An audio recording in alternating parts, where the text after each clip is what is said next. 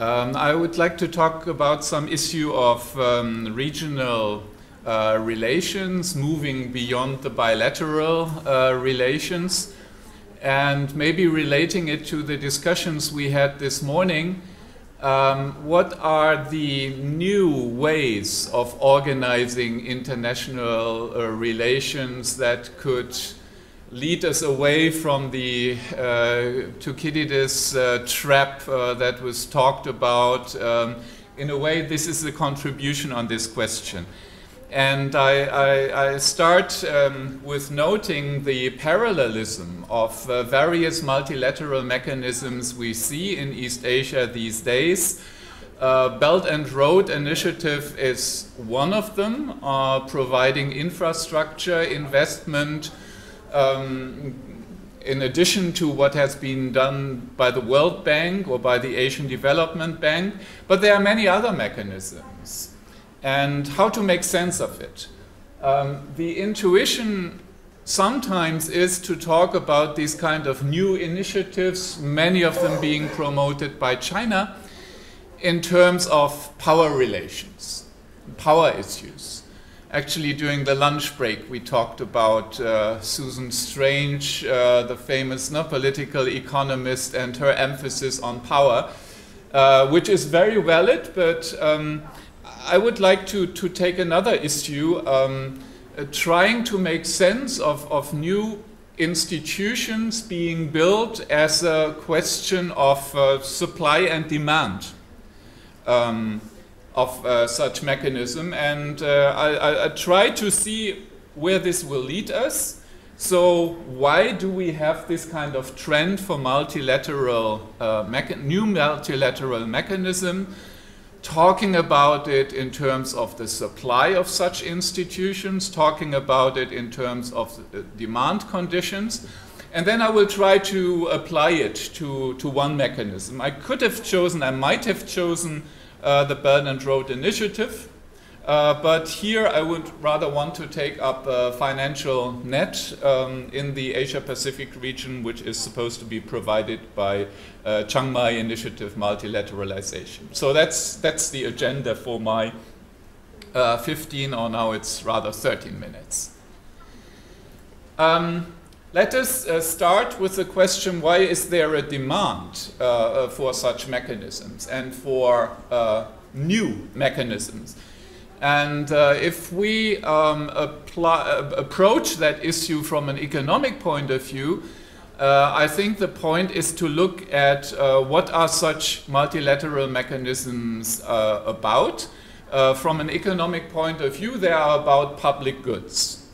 Public goods are goods which are not easily provided by the market. And the traditional explanation is that you cannot exclude consumers from it, and there's a non-rivalry of consumption. And if these two arguments hold, nobody really has an interest to provide such a good, because you cannot be excluded, and there's no good way of pricing. There are also some other concerns why you might need a public good on a multilateral level. For instance, if the externalities, also the cross-border externalities, are very strong, then this is also a case where you need public involvement. Why do we need parallel mechanisms? Well, obviously because for some reasons these goods seem to be underprovided. Why should they be provided at all? Well, the usual theory holds that you have international leaders or even hegemons, and we had this word in the morning as well, who might have an interest to do it. Although they cannot really reap the benefits in simple economic terms, again, because of the property of public goods, they may have additional reasons and incentives to use and to provide public goods, because it raises their influence internationally. So if you are a good provider of such services, you raise your profile in the region or on the global level, and thus have additional benefits through the influence you have with other countries. And if these conditions of having a global hegemon do not hold anymore, then new institutions and new mechanisms may be tried. And this is the situation we probably have. We have a situation where the traditional leader who has supplied such products, the United States, doesn't do it any longer in the way it is done. So from international relations, we learn that in this kind of environment, in post-hegemonic environment, other aspiring leaders will come up and try to provide such properties. Now, one more maybe conceptual idea before we try to apply it to the Chiang Mai initiative. Who might be an aspiring leader? So what properties does a potential leader need in order to be able to produce a new public good? The concept behind it is the leadership approach. We need material resources, so we need structural leadership. We need skills, that would be entrepreneurial leadership. We also need intellectual leadership, so you need a certain idea what to do it in order to shape the perception and to gain this kind of influence. And you also need a kind of provide these kind of goods with some kind of legitimacy. So eventually we end up with a situation that leaders, potential leaders, aspiring leaders, may have an interest to provide these kind of public goods in case they can expect these kind of extra benefits, which would be benefits for themselves, which may be strategic interests they hold, but at the same time they will need this kind of idea and resources about a way to supplying public goods which are beneficial for others as well. So this is how we might end up in these kind of win-win situations. So that's the basic idea, and let's see whether this can be applied to CMIM. And when we look at the background, how CMIM came about as a financial architecture, we do indeed notice a lack or problems of public good provision in the region. And this turned particularly up during the 1998, sorry, there's a misprint, Asian financial crisis, when countries, for reasons I cannot really discuss here, were unhappy about the conditionality and also about the size of the support provided by the international community. This led to a first idea by an aspiring leader by Japan to provide such a mechanism. However, it was quickly turned down, both based on competitive consideration, but also because there were concerns about how this kind of mechanism would work. But extending this kind of trajectory, very soon afterwards, we have the Chiang Mai Agreement, so another attempt to provide such a kind of public good in the ASEAN +3 context. So during a time when both Japan and China could agree on such a mechanism, and the US were not concerned because of the small size of this agreement. This mechanism is basically, first of all, a rather small size number of bilateral swap agreements, not very big, but it was later extended in various ways. It was extended by being multilateralized, so instead of bilateral swap agreements, we have multilateralized agreements. It was extended by creating a macroeconomic research office in order to monitor the countries and give advice on under which conditions such support might be given. A precautionary facility was acted, so not only to act in times a crisis actually happened, but to prepare countries and make sure that they would not enter a crisis at all. And the size was extended. So this seems like a success story. It seems that if the two aspiring leaders can combine their efforts, slowly a new multilateral mechanism can evolve. However, at the same time, I don't go into the details here, at the same time, we face a number of very substantial issues, and the success story is actually not a full success story. What is usually mentioned in the literature is that the relationship to the IMF, the potential conditionalities are not really solved, that there is a lack of transparency, that there is a lack of credibility in the sense that no actual money is held in funds. It only relates to promises to pay up in the case of an eventual crisis, and we cannot really be sure about this. And for instance, that the AMRO office is rather weak.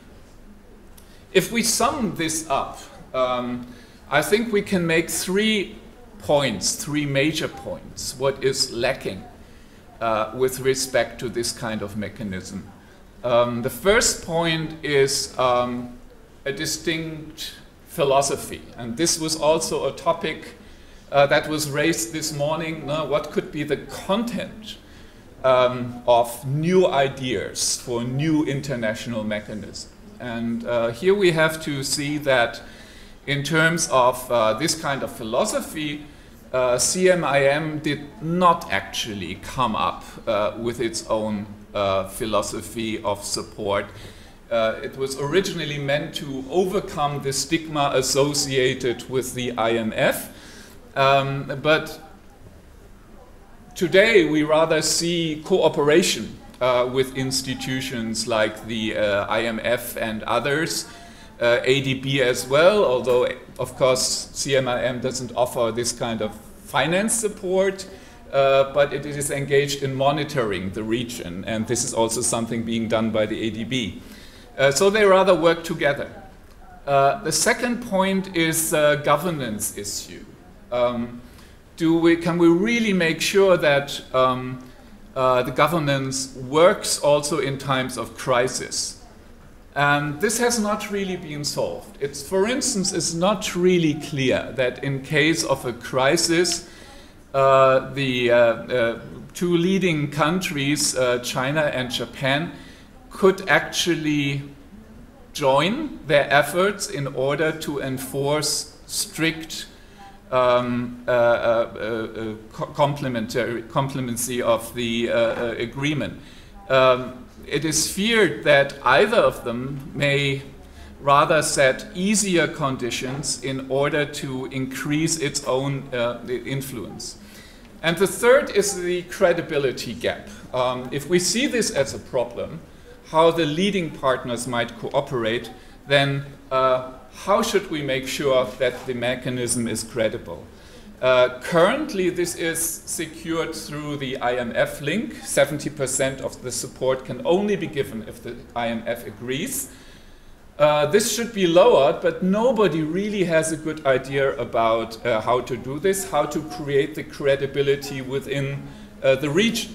There are some ideas, for instance, that the IMF should concentrate on the long-term support, the CMIM on short-term support. For short-term support, the issue of setting strict conditions is not so tough, so in a way, credibility is not so important for short-term support. But if the IMF really concentrates on the longer-term support, then we have exactly the old stigma problem that the IMF is left with conditionality in very sensitive areas. And, well, that was the thing we wanted to avoid in the first stance. So the final point is, if the CMIM, despite these only superficial successes, still exists 20 years. Why is that so, despite the dysfunctionalities that I've just pointed out? I think one issue we should mention is that the CMIM is important as a symbolic claim for regional solutions. It's part of the story of trying to change the international multilateral system and showing that countries of the region are doing something about it. So in that sense, and returning to the discussion this morning, we are still on the level to show that new international mechanisms are sought, although we may not have convincing solutions yet. And the second issue, that there may be some kind of functionality in the sense that you may argue that, well, if you are a market participant and you would really want to speculate against a currency in the region, maybe you don't really trust the CMIM to successfully avoid that, but on the other hand, you cannot be really sure about it. So from the point of view of a speculative attack, something like the CMIM increases the risk of doing a successful attack and thus lower the probability of having such an attack in the first place, even if you are not convinced of the full functionality of the mechanism. All right, summing up, I have tried to see this parallelism as an economic problem of supplying and demanding public goods. I think this is a richer perspective than simply thinking about it in power terms. Talking about it in terms of supply and demand conditions, we see the possibility for win-win solutions. Looking at CMIM, however, we see a number of basic conceptual problems in the areas of philosophy, governance, and credibility. Still, such mechanisms have an importance as symbolic value and legitimizing action, which is understudied. And finally, I think from a European point of view or perspective, I think we should appreciate that in this situation of changing international relationship, of which we learned very much this morning as well, new solutions are thought. Public good production is not developing as we would like it, so we should appreciate these kind of efforts and support them. Thank you very much.